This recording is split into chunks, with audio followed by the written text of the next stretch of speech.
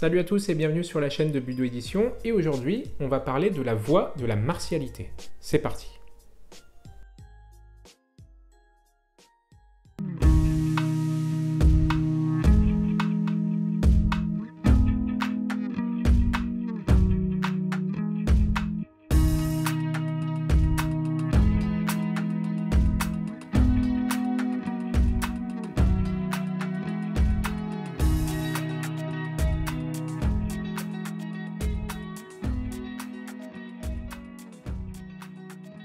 Alors, l'ouvrage que je vais vous présenter aujourd'hui est un ouvrage de Thierry Gussman. C'est un ouvrage à propos de la pratique de l'aïkido et c'est un ouvrage fait de réflexion. Alors, je ne suis moi-même pas pratiquant d'aïkido, mais j'ai trouvé cet ouvrage très intéressant pour plusieurs raisons. D'abord parce qu'il aborde les problèmes que beaucoup de gens se refusent à aborder à propos de l'aïkido. Le problème du réalisme des techniques, les problèmes à propos de la complicité entre Tori et Uke dans l'exécution des techniques. Uke est un petit peu trop complice ou Tori est un petit peu trop complice des techniques d'Uke, ce qui veut dire que l'assaillant est souvent un petit peu trop malléable, il se laisse trop faire. Donc il y a une première partie dans cet ouvrage qui est à propos de la critique de la pratique de l'aïkido, qui est en dehors de toute martialité et que j'ai trouvé très intéressante en tant que pratiquant d'arts martiaux, puisque ça revient sur les fondements des arts martiaux, c'est-à-dire effectuer des techniques qui sont réalistes. Il y a aussi une autre critique à propos des attaques qui sont exécutées en aïkido, et en particulier à propos du type d'attaque qui est exécuté par Tori sur Uke. On a souvent l'impression en aïkido que les attaques qui sont effectuées comme entrée dans la technique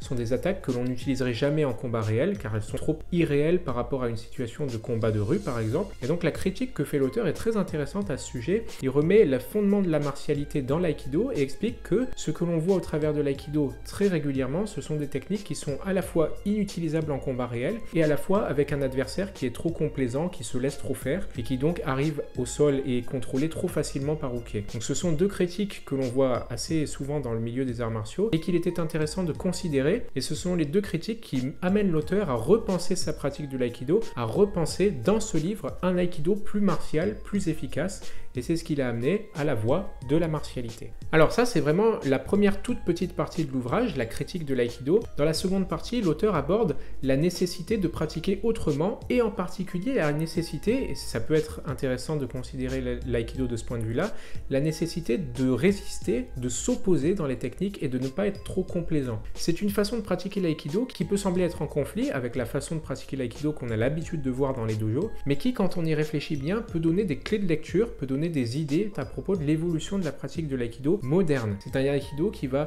se reconnecter avec la martialité et qui va permettre aux pratiquants de réaliser à la fois des techniques efficaces, mais des techniques qui n'enfreignent pas les principes de l'aïkido. Puisque, comme le dit très bien l'auteur, on a souvent une dichotomie dans l'aïkido. Soit les techniques sont très efficaces, mais on se focalise trop sur les atémis et ça ressemble plus trop à de l'aïkido, soit les techniques sont au contraire trop peu efficaces et là l'adversaire est complaisant et on retombe dans les mêmes travers que l'on connaît sur l'aïkido traditionnel. Donc l'auteur cherche à mettre en valeur ce retour à la martialité tout en conservant les principes clés de l'aïkido.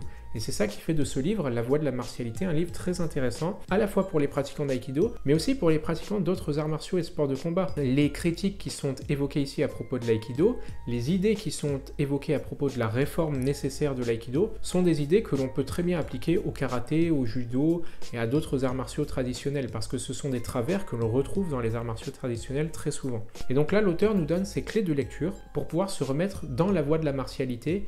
Et ces clés de lecture sont évidemment liées à la pratique de l'aïkido, mais je pense qu'elles peuvent être très bien réinterprétées pour la pratique d'autres arts martiaux et sports de combat. L'auteur revient aussi sur les principes fondamentaux de l'aïkido, que ce soit l'ancrage, le déséquilibre, la nécessité de travailler aussi avec de la puissance et pas seulement en souplesse, car la souplesse n'est pas opposée à la puissance, on peut utiliser beaucoup de puissance tout en restant très souple, et c'est là le principe fondamental de l'aïkido, c'est-à-dire de contrôler l'énergie, de rediriger l'énergie. Et dans une quatrième partie, vous avez les techniques de l'aïkido qui sont montrées, décrites par l'auteur, avec la façon correcte d'appliquer certaines des techniques de l'aïkido. C'est pas un ouvrage encyclopédique, c'est un ouvrage qui est assez concis, assez court, qui va droit à l'essentiel et qui permettra, j'en suis sûr, aux pratiquants d'aïkido, mais aussi aux pratiquants d'arts martiaux en général, de pouvoir se remettre dans la voie de la martialité et de ne pas séparer la pratique traditionnelle de l'efficacité dans notre pratique moderne de l'art martial. Voilà, donc j'ai trouvé à titre personnel les réflexions de l'auteur très intéressantes en ce qui concerne l'aïkido, en ce qui concerne une pratique de l'aïkido un petit peu différente de ce dont on a l'habitude. Je vous conseille vraiment d'acquérir l'ouvrage si vous êtes intéressé par les arts martiaux traditionnels, par la pratique de l'aïkido en particulier. L'ouvrage de Thierry Gussman sera disponible sur le site de budo.fr. Il sera aussi disponible sur le site de la Fnac, sur le site d'Amazon et sur tous les sites de vente de livres en ligne. Si vous habitez la région parisienne, vous pouvez vous le procurer à Budo Store. Et sinon, il sera disponible dans toutes les librairies de France au prix de 14,50 €. Voilà, c'est tout pour moi et pour cette courte présentation de La Voie de la martialité par Thierry Gussman. Je vous laisse et je vous dis à la prochaine sur la chaîne de Budo Édition. Salut!